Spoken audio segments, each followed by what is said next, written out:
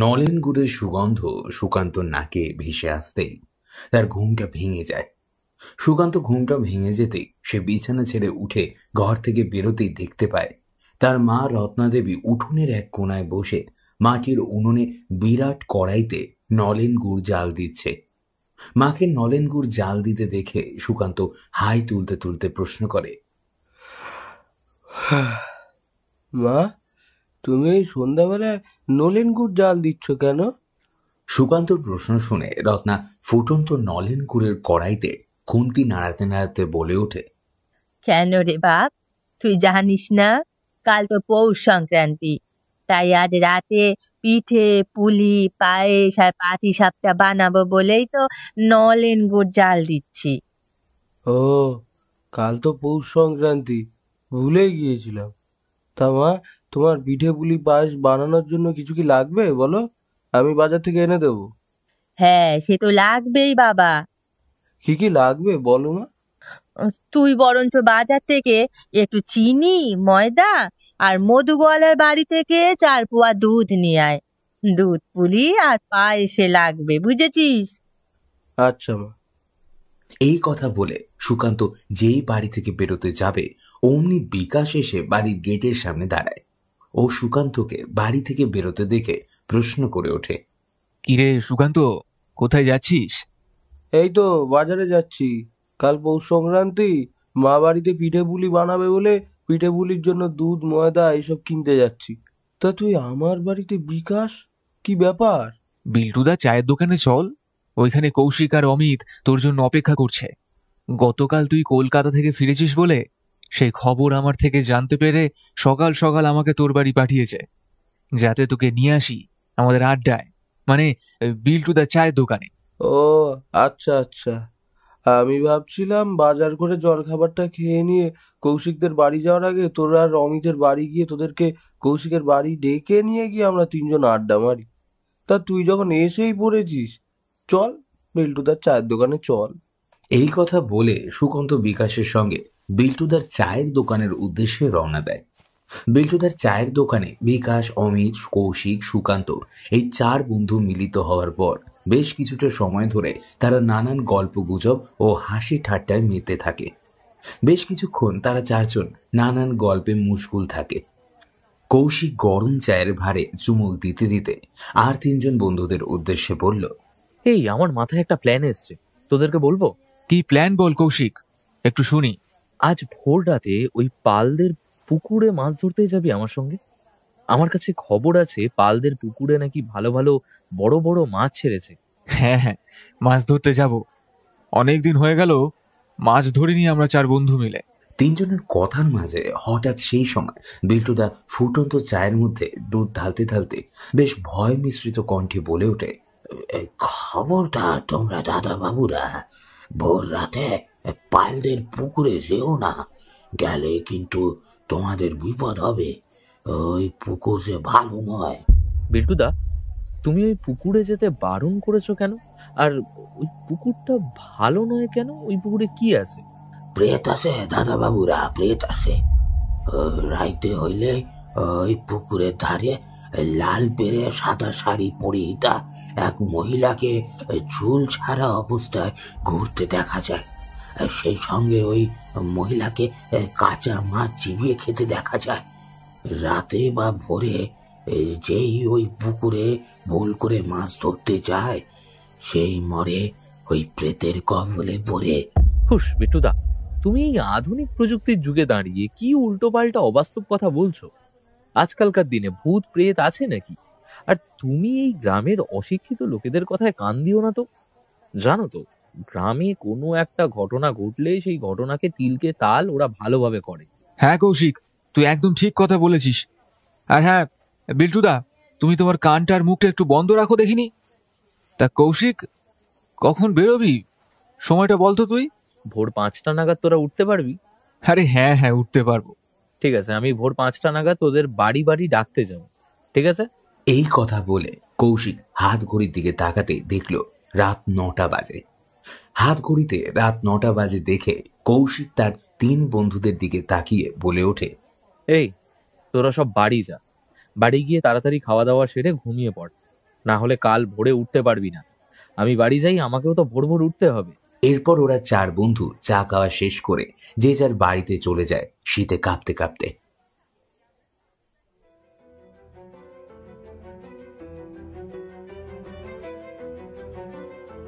Hello everyone, আমি দিবেন্দু দাস রয়েছি আপনাদের সাথে বঙ্গকথা ইউটিউব চ্যানেলে। আপনাদের সবাইকে জানাই স্বাগত।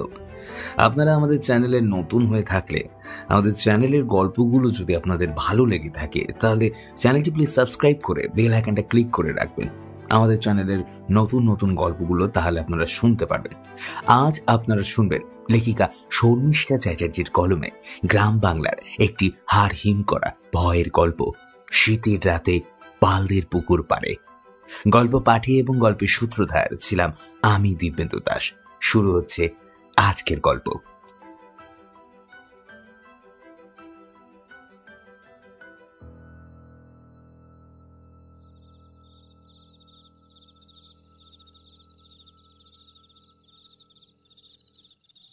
গভীর রাত, চারিদিকে ঘন অন্ধকারের মাঝে মেহুলডিঙি গ্রামের উত্তরে জঙ্গল থেকে ঘন ঘন শিয়ালের হোক্কা হওয়া ডাক যখন শোনা যাচ্ছে, সেই সময় একটা হিস হিসে কণ্ঠস্বর সুকান্তের ঘুমের মধ্যে শুনতে পায়। এই সুকান্ত, সুকান্ত, ভোর 5টা বাজে, মাছ ধরতে যাবি না? বন্ধ জন্নার বাইরে থেকে কৌশিকের গলা ভেসে আসতেই সুকান্তর ঘুমটা ভেঙে যায়। সুকান্ত ঘুমটা ভেঙে যেতেই সে বিছানা ছেড়ে উঠে জানলা খুলে দেখে তাদের বাড়ির পেছনের বাগানে কৌশিক দাঁড়িয়ে আছে, একটা গায়ে মোটা চাদর মুড়ি দিয়ে। বাইরে ঘন অন্ধকার ও সেই সঙ্গে ঘন কুয়াশা থাকার জন্য সুকান্ত কৌশিকের মুখটা ভালো করে দেখতে পেল না। সুকান্তকে জানলা খুলতে দেখে কৌশিক বলে ওঠে হিস হিসে কণ্ঠে, কিরে, ভোর 5টা বাজতে চললো, আজ আমাদের পালদের পুকুরে মাছ ধরতে যাওয়ার কথা না? তুই কি সেটা ভুলে গেলি একেবারে? তাড়াতাড়ি তৈরি হ, বেরিয়ে আয় বলছি। না রে কৌশিক, একদম ভুলিনি। তুই দাঁড়া, আমি এক্ষুনি তৈরি হয়ে আসছি। এই কথা বলে সুকান্ত 3-4 মিনিট পর তৈরি হয়ে ছিপ নিয়ে বাড়ি থেকে চুপিসারে বেরিয়ে পড়ে, যাতে বাড়ির লোক টের না পায়। এরপর সুকান্ত বাড়ির বাইরে বেরোতেই দেখে কৌশিক তার বাড়ি থেকে 7 হাত দূরে দাঁড়িয়ে আছে। আর কৌশিক তার মুখ থেকে শুরু করে সারা গাটাকে এমনভাবে মোটা চাদরটা দিয়ে জড়িয়ে রেখেছে যেন সুকান্ত কৌশিকের মুখটা ভালো করে দেখতেই পেল না। এরপর সুকান্ত কৌশিকের দিকে ধীরে ধীরে এগিয়ে যায় আর অন্ধকার পরিবেশের চারিদিকে তাকাতে তাকাতে বলে ওঠে, এই কৌশিক, এর চারিদিকের পরিবেশটা দেখে মনে হচ্ছে তো এখন রাত 3টে বাজে। ভোর 5টা বাজে দেখে তো মনে হচ্ছে না। চল, তাতেই চল। একটু পরেই সকাল হয়ে গেলে ওই শয়তান মুখ পোড়া মুকুন্দ মোহন পাল আর ওদের পুকুরে নামতে দেবে না। চল চল চল। এই কথা বলে কৌশিক সুকান্তর হাতটা ধরতেই সুকান্তর হাতটা ছিপটাকে সরিয়ে নিয়ে বলে ওঠে, এই কৌশিক, তোর হাতটা এইরকম মরা মানুষের মতো ঠান্ডা লাগছে কেন বলতো? সুকান্তের প্রশ্ন শুনে কৌশিক সুকান্তর দিকে তাকিয়ে হেসে হেসে কণ্ঠে বলে ওঠে, আসলে শীতের বেলায় বেরিয়েছি তো, হাত পা বরফের মতো ঠান্ডা হয়ে গেছে রে। এরপরে সুকান্ত বেশি কথা না পারিয়ে গ্রামের অন্ধকারের কুয়াশাচ্ছন্ন পথ ধরে কৌশিকের সঙ্গে চলতে লাগলো। চলতে চলতে সুকান্ত প্রশ্ন করে ওঠে, হ্যাঁ রে কৌশিক, বিকাশ আর অমিত ওরা আসবে না? সুকান্ত দেখল তার এই প্রশ্ন শুনে কৌশিক কোনো উত্তর দিল না, নিজের মতোই পথ চলতে লাগলো। কৌশিককে আগে আগে হাঁটতে দেখে সুকান্ত জিজ্ঞেস করলো, কি রে কৌশিক, তোর কি হয়েছে বলতো? তুই আমার সঙ্গে কোনো কথা বলছিস না কেন? আর তুই আগে আগে হাঁটছিসই বা কেন? সুকান্তর এবারও দেখল তার প্রশ্নে কৌশিক কোনো উত্তর দিল না, চুপচাপ নিজের মতোই হাঁটতে লাগলো। কৌশিককে কোনো উত্তর দিতে না দেখে সুকান্ত আর কোনো প্রশ্ন না করে নিজের মনেই হাঁটতে লাগলো আর নিজের মনে মনে প্রশ্ন করতে থাকে, কৌশিক কি কোনো কারণে আমার উপর রাগ করেছে? কিন্তু কি কারণে রাগ করেছে? সুকান্ত যখন হাঁটতে হাঁটতে নিজের মনে মনেই প্রশ্নগুলো করছিল, ঠিক সেই সময় হঠাৎ করে সুকান্তর দৃষ্টি আপনা থেকেই কৌশিকের পায়ের পাতার দিকে চলে গেল। সে দেখে কৌশিকের পায়ের পাতা দুটো উল্টো দিকে ঘোরানো। এরকম অদ্ভুত দৃশ্য দেখে সুকান্ত ভয় মিশ্রিত কাঁপা কাঁপা গলায় কৌশিককে প্রশ্ন করে ওঠে, এই কৌশিক, তোর পায়ের পাতা দুটো উল্টো দিকে ঘোরানো কেন? হ্যাঁ, তোর পায়ে কি হয়েছে? সুকান্তের প্রশ্ন শুনে কৌশিক সুকান্তর দিকে তাকায় আর হিস হিসে গলায় একটা খ্যাকখ্যাকে হাসি হেসে বলে ওঠে, তোর মাথাটা কি খারাপ হয়ে গেছে একেবারে সুকান্ত? তুই ভালো করে তাকিয়ে দেখ, আমার পায়ের পাতা ঠিকই আছে, কেন উল্টো হয়ে থাকবে? কৌশিকের কথা শুনে সুকান্ত কৌশিকের আবার পায়ের দিকে তাকায়, কিন্তু ঠিকই তো, সবই তো স্বাভাবিক। সুকান্ত আর কোনো কৌশিককে এই বিষয়ে কোনো প্রশ্ন করল না, শুধু মনে মনে বলতে থাকে, আমি কিছুক্ষণ আগে যে অদ্ভুত দৃশ্যটা দেখলাম সেটা কি সত্যিই নাকি চোখের ভ্রম?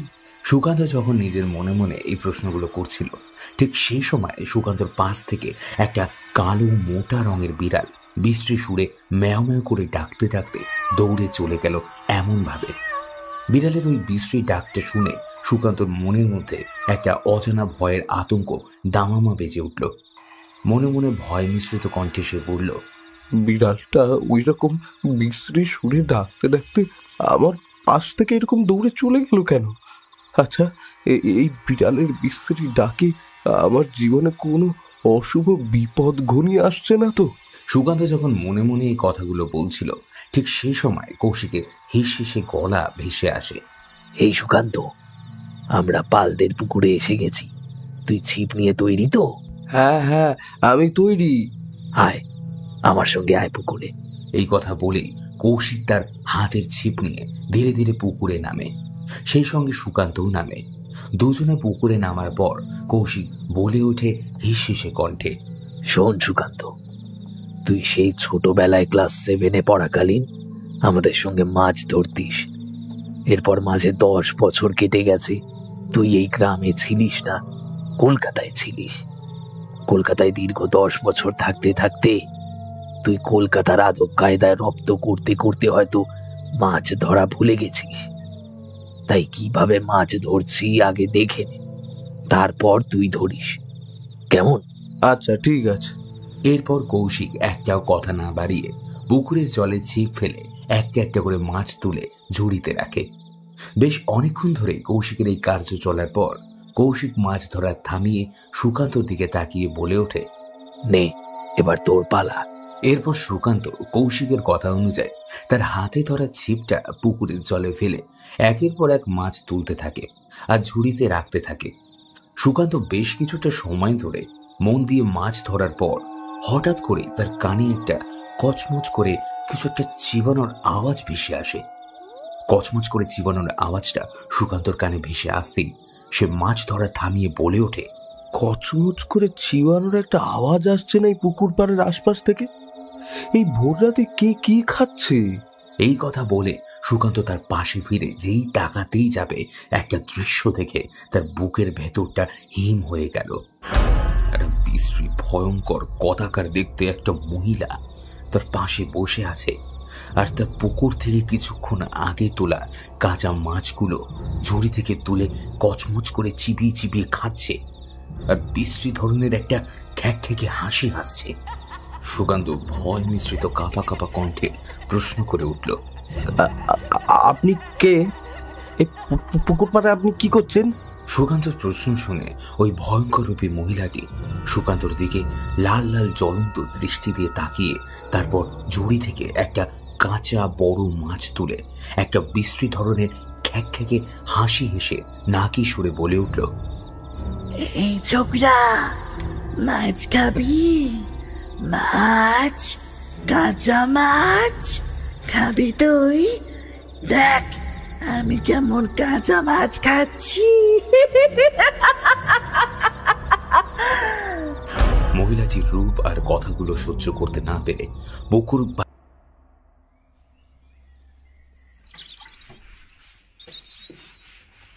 এঁটো বাসন মাঝে মাঝে রত্নাদেবী বলে ওঠে বেশ চিন্তিত মুখে, সকাল থেকে বাবুকে দেখতে পাচ্ছি না, ও যে এই 7 সকালবেলায় কোথায় গেল কে জানে। রত্নাদেবী যখন বাসন মাঝে মাঝে এই কথাগুলো বলছিল, ঠিক সেই সময় বাড়ির বাইরে থেকে একটা গলা শোনা যায়। ও কাকিমা, আরে বাড়িতে আছো নাকি? বাড়ির বাইরে থেকে একটা গলা শুনে রত্নাদেবী বাসন মাজা থামিয়ে দিয়ে বলে ওঠে, এটা শান্তনুর গলা না? 7 সকালে ও আবার কি করতে এসেছে? এই কথা বলে রত্নাদেবী বালতির জলে হাত ধুয়ে কুয়োর তলা ছেড়ে বাড়ির সদর দরজার কাছে যেতেই শান্তনু রত্নাদেবীকে দেখে গোল গোল চোখ করে বেশ ভয় মিশ্রিত উত্তেজিত কণ্ঠে বলে ওঠে, কাকিমা, কাকিমা, পালদের পুকুরে চলো তাড়াতাড়ি। কেন রে? পালদের ওই ভুতুড়ে পুকুরে সাত সকালে যেতে যাব কেন? কি হয়েছে কি? তোমার ছেলে সুকান্ত ওই পালদের ভুতুড়ে পুকুরের ধারে যে অজ্ঞান হয়ে পড়ে আছে। হ্যাঁ, বলিস কি তুই শান্তনু? তা ওই অভিশপ্ত ভুতুড়ে পুকুর পাড়ে কি করতে গিয়েছিল যে অজ্ঞান হয়ে পড়ে রয়েছে? জানি না কাকিমা, তোমার ছেলে ওই ভুতুড়ে পুকুরে কি করতে গিয়েছিল। ও বাড়ি আসার পর সুস্থ হলে ওকে বরঞ্চ জিজ্ঞাসা করো ও পুকুর পাড়ে কি করতে গিয়েছিল। এখন চলো তো তাড়াতাড়ি আমার সঙ্গে। এরপর রত্নাদেবী আর শান্তনুর সাথে কথা না বাড়িয়ে পালদের পুকুরের উদ্দেশ্যে রওনা দেয়। পালদের পুকুরের সামনে যেতেই রত্নাদেবী দেখে পুকুরের সামনে তাদের গ্রামেরই কিছু লোক ভিড় করে দাঁড়িয়ে আছে আর নিজেদের মধ্যেই কিসব যেন ফিসফিস করে কথা বলছে। পুকুর পাড়ে গ্রামের মানুষদের ভিড় দেখে রত্নাদেবী সেই ভিড় ঠেলে সামনের দিকে এগিয়ে যেতে যে দৃশ্য দেখল তা হলো সুকান্ত পুকুরের একদম কিনারায় অজ্ঞান অবস্থায় ওবর হয়ে পড়ে আছে। রত্নাদেবী কাঁদতে কাঁদতে সুকান্তর কাছে ছুটে যায়। তারপর সুকান্তর মাথাটা কোলে তুলে কাঁদতে কাঁদতে বলল, এই এই সুকান্ত বাপ, কি হয়েছে তোর? তুই পুকুর ধারে এসে অজ্ঞান হয়ে পড়ে আছিস কেন? এই কথা বলেই রত্নাদেবী খুব কাঁদতে লাগে আর সুকান্তর চোখে মুখে সে জলের ছিটা দিতে থাকে। বেশ কিছুক্ষণ ধরে সুকান্তর চোখে মুখে জলের ছিটা দেওয়ার পরে সুকান্ত ধীরে ধীরে চোখ মেলে, তারপর তাকিয়ে উঠে বসে ধীরে ধীরে। সুকান্ত জ্ঞান ফিরে সে উঠে বসতেই রত্নাদেবী আবার ফুপিয়ে ফুপিয়ে কাঁদতে কাঁদতে প্রশ্ন করে, কি রে সুকান্ত, বল না বাবা, কি হয়েছে তোর? তুই পুকুর ধারে অজ্ঞান হয়ে পড়েছিলিস কেন? কি হয়েছিল তোর? শরীর খারাপ হয়েছিল নাকি? বল আমাকে। রত্নাদেবীর প্রশ্ন শুনে সুকান্ত একটা অদ্ভুত লাল রক্তরাঙার দৃষ্টি দিয়ে রত্নাদেবীর দিকে তাকায়। তারপর হিস হিসে কণ্ঠে বলে ওঠে, মা, আজ আমার খুব কই মাছের ঝাল খেতে ইচ্ছে করছে। তুমি আমাকে কই মাছের ঝাল রান্না করে দেবে একটু? সুকান্তর মুখে এই কথা শুনে রত্নাদেবী একটু অবাক হয়ে যায়। তারপর সে বলে ওঠে, আজ তো শনিবার, তার উপর আজ পৌষ সংক্রান্তি। আজ আমরা নিরামিষ আহার করি, তুই জানিস না বাবু? আজ তো বাড়িতে মাছ মাংস ঢোকানো বারণ আছে, যে তার মধ্যে আজ আবার বাড়িতে লক্ষ্মী পুজো। না মা, আজ আমি কোনো নিরামিষ খাবার খাবো না। তুমি আমাকে ঝাল ঝাল কই মাছ রান্না করে দাও, আমি ওটাই খাবো। যাও, বাজার থেকে মাছ কিনে নিয়ে আসো। না বাবা, আজ বাড়িতে লক্ষ্মী পুজো, আজ আমি বাড়িতে কোনো মাছ মাংস রান্না করব না। আমি তোকে কথা দিচ্ছি, আমি কাল তোকে ঝাল ঝাল করে কই মাছ রান্না করে দেব। চল এখন বাড়ি চল আমার সঙ্গে, লক্ষ্মী পুজো জোগাড় করবি, চল।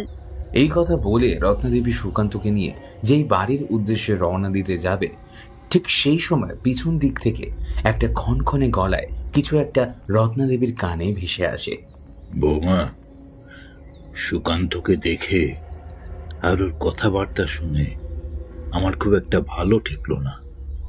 তুমি যত তাড়াতাড়ি পারো ওকে একটা তান্ত্রিক বা গুণিনের কাছে নিয়ে যেও কিন্তু।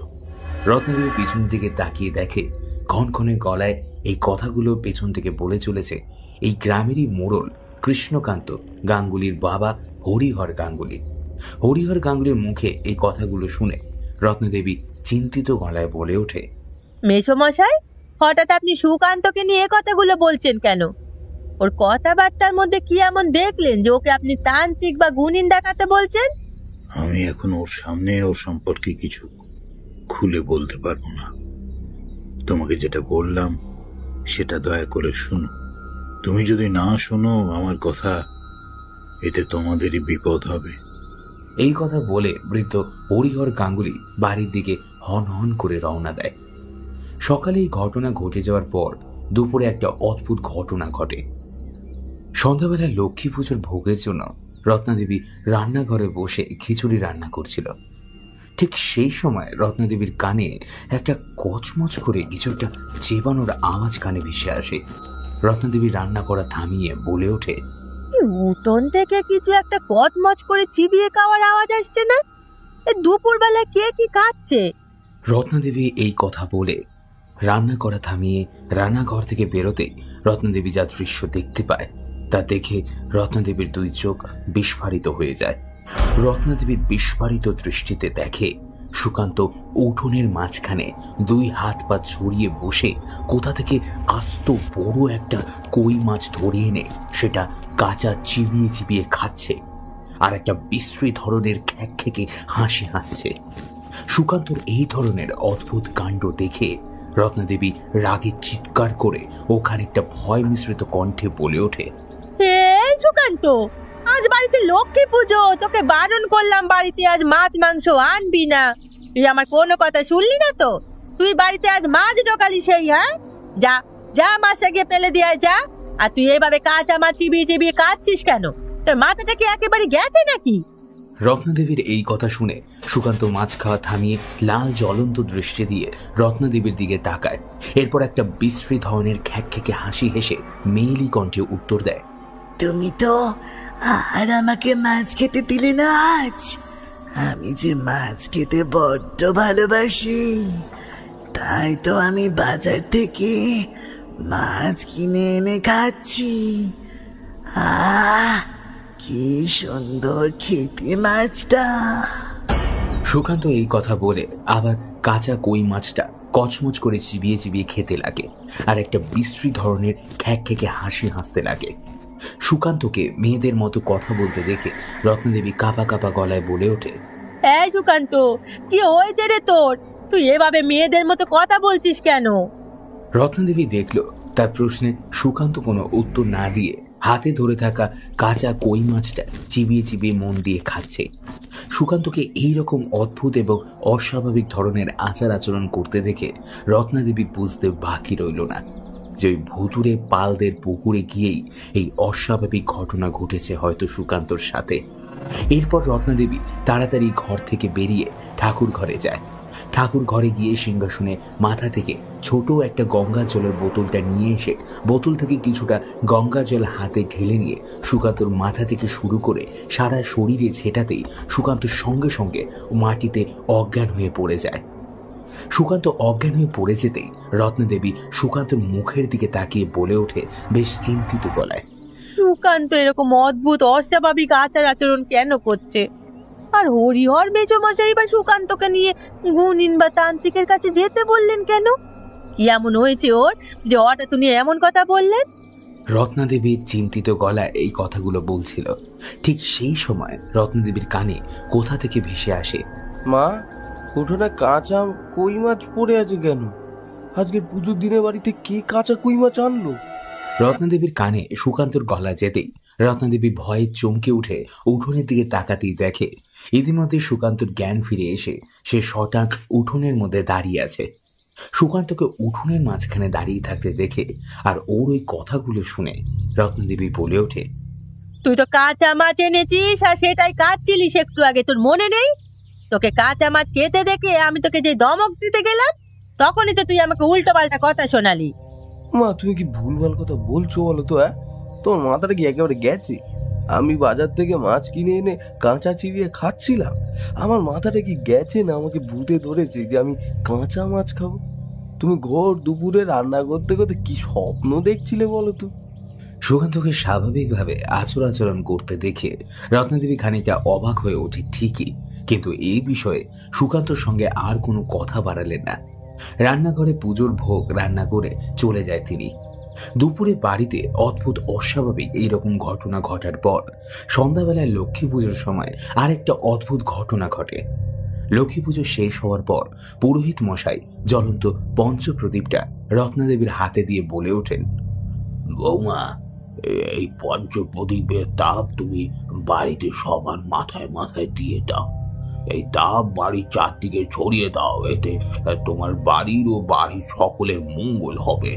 পুরোহিত মশাই এই কথা বলে রত্নাদেবীর হাতে পঞ্চপ্রদীপটা দিতেই রত্নাদেবী পঞ্চপ্রদীপটা হাতে নিয়ে ঠাকুর ঘর ছেড়ে উঠে যেতে বাইরে যায় তাপ দেওয়ার জন্য। ঠিক সেই সময় রত্নাদেবীর কানে দুপুরের মতোই কচমচ করে কিছু চিবিয়ে খাওয়ার আওয়াজ আসে।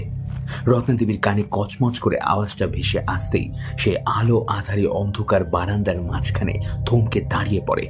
তারপর বারান্দার একদিকে তাকাতে তাকাতে বলে ওঠে বেশ ভয় মিশ্রিত কণ্ঠে, বাড়ির আশপাশ থেকে দুপুরের মতো একটা কচর মচর চিবিয়ে খাওয়ার আওয়াজ আসছে তো। হ্যাঁ, এই গোর সন্ধ্যাবেলায় আবার কে কি খাচ্ছে? এই কথা বলে রত্নাদেবী যেই দু পা এগিয়েছে, হঠাৎ করে তার আপনা থেকে দৃষ্টি চলে যায় কল ঘরের টিনের চালার দিকে।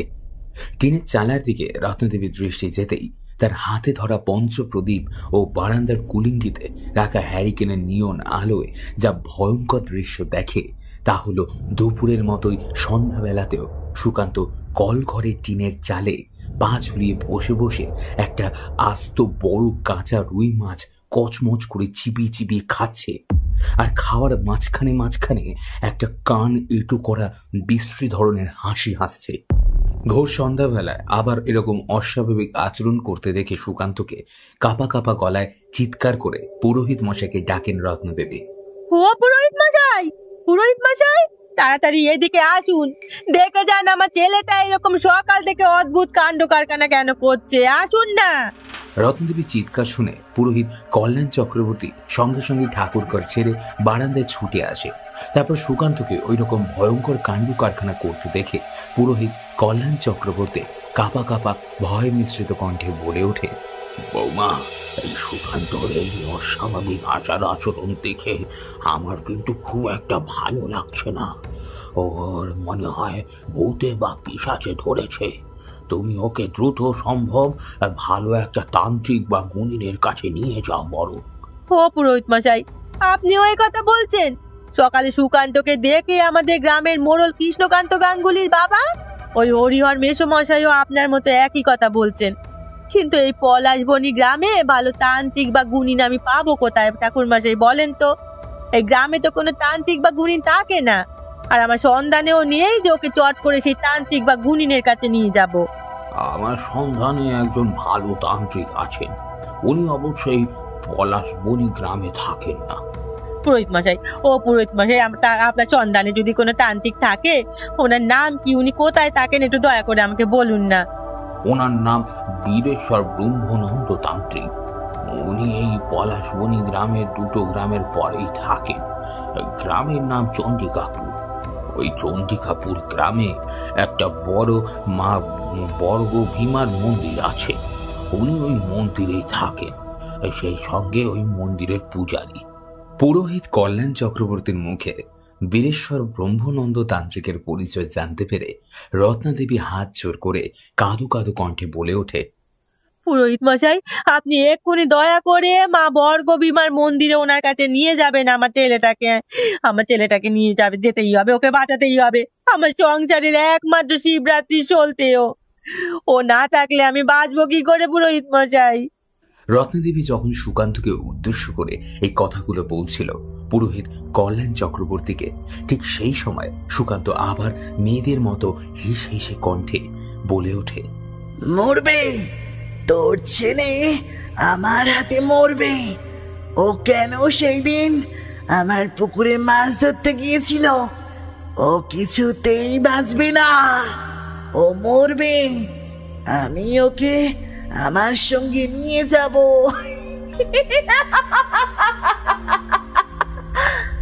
সুকান্তকে অস্বাভাবিক আচার আচরণ ওই রকম ভয়ঙ্কর কণ্ঠ করাতে পুরোহিত কল্যাণ চক্রবর্তী ভয় মেশানো কাবা কাবা গলায় রত্নাদেবীর উদ্দেশ্যে বলল, বৌমা, আমাদের হাতে আর বেশি সময় নেই।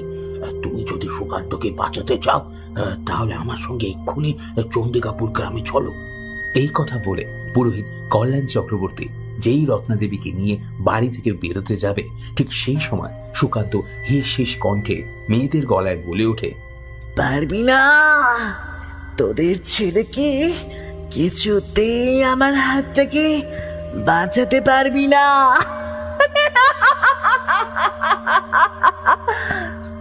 চলো বৌমা, চলো, আর বেশি দেরি করলেই এতে তোমারই ক্ষতি। বাবা ঠাকুর, আপনি তো সবই শুনলেন আমার ছেলে সুকান্তর বিষয়ে। আপনি দয়া করে আমার ছেলেটাকে বাঁচান। ওর যে ঠিক কি হয়েছে আমি কিচ্ছু বুঝতে পারলাম না। রত্নাদেবীর মুখ থেকে সুকান্ত সম্পর্কে সব কথা শোনার পর বীরেশ্বর ব্রহ্মানন্দ তান্ত্রিক ধীরে ধীরে চোখ মেলে তাকায় রত্নাদেবীর দিকে, তারপর গম্ভীর গলায় বলে ওঠে, আপনার মুখে আপনার ছেলের সম্পর্কে এতক্ষণ ধরে যে কথাগুলো শুনলাম, শুনে মনে হলো আপনার ছেলে সুকান্তকে কোনো মেছো পেতনিতে ধরেছে। কিন্তু আপনার ছেলেকে কেন মেছো পেতনিতে ধরেছে সেটা আমাকে আপনার বাড়ি গিয়ে আপনার ছেলেকে ভালো করে প্রত্যক্ষ করতে হবে। তাহলেই আমি আপনার ছেলের জন্য কিছু একটা করতে পারবো। আচার্য বীরেশ্বর ব্রহ্মানন্দ তান্ত্রিক এই কথা শুনে রত্নদেবী হাত জোর করে বলে ওঠে, বাবা ঠাকুর, আপনি কবে যাবেন আমার বাড়ি? আজ এখন গেলে কোনো অসুবিধে হবে আপনাদের? না না বাবা ঠাকুর, কোনো অসুবিধা হবে না, কোনো অসুবিধা হবে না। তাহলে আজ রাত 11 প্রহর নাগাদ আপনার বাড়িতে আমি যাচ্ছি। শুধু যাওয়ার আগে একটা কাগজে আপনার বাড়ির ঠিকানাটা আমাকে লিখে দিয়ে যান। আচ্ছা বাবা ঠাকুর। এরপর সেদিন রত্নদেবী বাড়ি ফিরতে ফিরতে রাত 9:30 বেজে যায়। রত্নদেবী বাড়ি ফিরে বাড়ির সদর দরজা পেরিয়ে যেই উঠোনে ঢুকতে যাবে, ঠিক সেই সময় সুকান্ত হঠাৎ কোঠা থেকে যেন লাফিয়ে রত্নদেবীর সামনে এসে পড়ে। সুকান্ত রত্নদেবীর সামনে এসে লাফিয়ে পড়তেই রত্নদেবী খুব ভয় পেয়ে যায় ও সেই ভয় জড়ানো দৃষ্টিতে দেখে সুকান্ত তার সামনে উবু হয়ে বসে আছে, তার মুখে একটা বিরাট বড় কাতলা মাছ ধরা।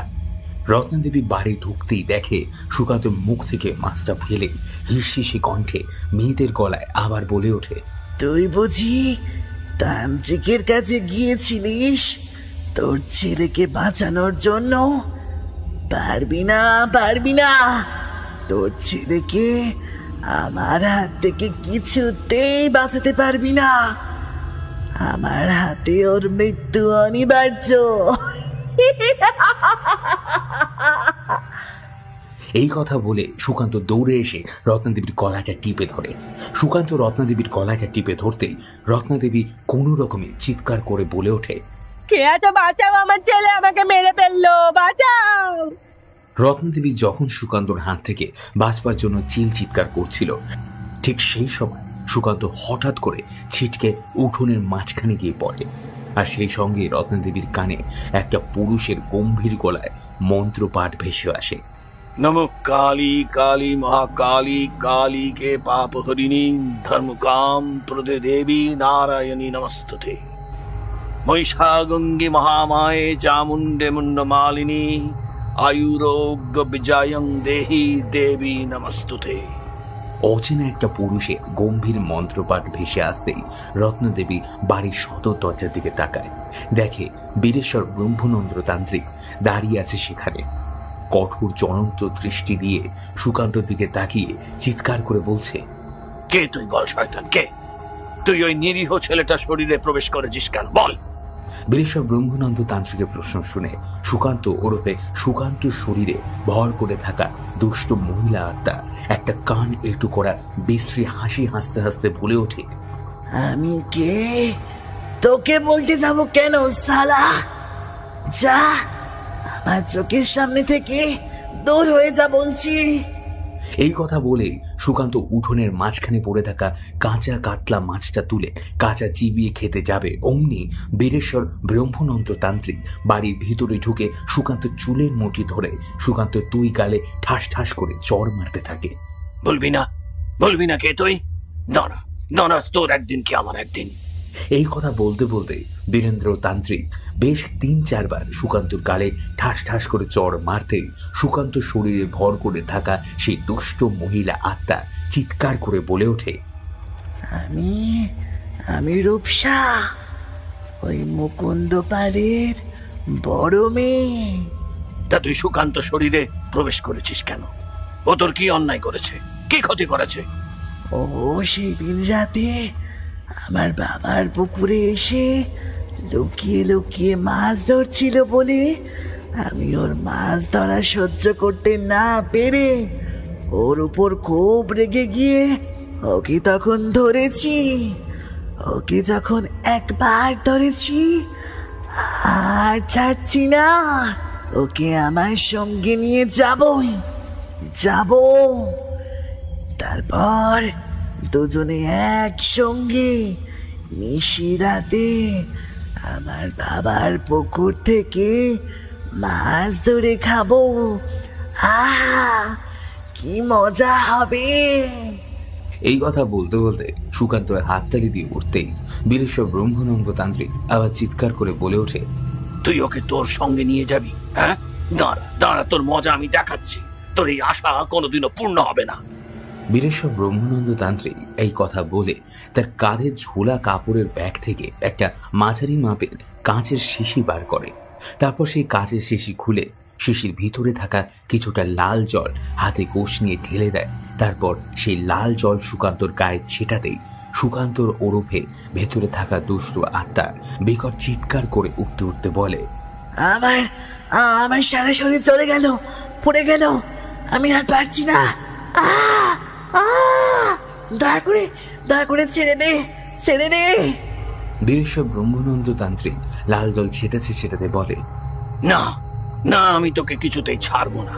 তুই যতক্ষণ না শরীর ছেড়ে চলে যাচ্ছিস, তুই যাবি কিনা বল, না হলে আমি তোকে আরো কষ্ট দেবো, আরো কষ্ট দেবো। এই কথা শুনে সুকান্ত শরীরে ভর করে থাকা সেই মহিলা আত্মা ক্লান্ত গলায় বলে ওঠে, আর কষ্ট দিস না, আমি ওর শরীর ছেড়ে যাচ্ছি। সুকান্ত শরীর ছেড়ে যাওয়ার আগে ওর একটা ইচ্ছে পূরণ করতে হবে, তাহলেই আমি ওই শরীর ছেড়ে যাব। আমি কথা দিচ্ছি তোকে। কি ইচ্ছে পূর্ণ করতে হবে বল, বল তুই আগে আমাকে। সেই দিন রাতে সুকান্ত যে পুকুরে মাছ ধরতে গিয়েছিল, সেই পুকুরে জলের তলায় আমার মৃতদেহটা পড়ে আছে। আমার ওই মৃতদেহটা পুকুরের জলে থেকে তুলে ওই পুকুরের ধারে দাহ করতে হবে। এই সেটা যদি পূর্ণ করতে পারিস, তাহলে আমি সুকান্তকে মুক্তি দেব। আচ্ছা বেশ, তোর ইচ্ছে আজ এক্ষুনি আমি পূর্ণ করব। কিন্তু তুই যে সুকান্তর শরীর ছেড়ে চিরদিনের মতো মুক্তি পেয়েছিস, কি করে বুঝবো? ওই পুকুর পাড়ে একদম দক্ষিণ দিকে একটা বিরাট বড় কদম গাছ আছে। ওই বিরাট বড় কদম গাছটা যদি ভেঙে পড়তে দেখিস, তাহলেই বুঝবি আমি সুকান্তর শরীর ছেড়ে চিরদিনের মতো মুক্তি পেয়েছি। প্রেতাত্মার কথা শুনে ব্রহ্মানন্দ তান্ত্রিক বেশি দেরি না করে রত্নাদেবীকে নিয়ে পালদের পুকুরে যায়। তারপর জলে নামিয়ে বেশ কিছুটা সময় ধরে সারা পুকুর খোঁজাখুঁজি করার পর জলের তলা থেকে একটা কঙ্কাল উঠে আসে। সেই কঙ্কালের গায়ে গোলাপি শাড়ি পরানো দেখেই বোঝা যাচ্ছে এটা একটা মহিলার কঙ্কাল। এরপর ব্রহ্মানন্দ তান্ত্রিক আর বেশি দেরি না করে কয়েকটা কাঠকুটো জোগাড় করে একটা চিতা সাজায়। তারপর সেই কঙ্কালটাকে সেখানে রেখে গায়ে আগুন দিতেই ঠিক সেই সময় একটা মরমর করে আওয়াজ বীরেশ্বর ব্রহ্মানন্দ তান্ত্রিক ও রত্নাদেবীর কানে যেতেই ওরা দুজন পুকুরের দিকে তাকিয়ে দেখে পালদের পুকুরের দক্ষিণ দিকে বিরাট বড় যে কদম গাছটা ছিল সেটা পুরো ভেঙে পড়েছে। কদম গাছটা ভেঙে পড়তে দেখে বীরেশ্বর ব্রহ্মানন্দ তান্ত্রিক রত্নাদেবীর দিকে তাকিয়ে বলে ওঠে শীতল কণ্ঠে, আপনার আর কোনো চিন্তা নেই রত্নাদেবী। সুকান্তর উপর থেকে সব অশুভ কালো বিপদের ছায়া কেটে গেছে। সেই সঙ্গে রূপসার অতৃপ্ত আত্মাও চিরদিনের মতো মুক্তি পেয়েছে ইহলোকের জগতে। বীরেশ্বর ব্রহ্মানন্দ তান্ত্রিকের এই কথা শুনে রত্নাদেবী তার পায়ে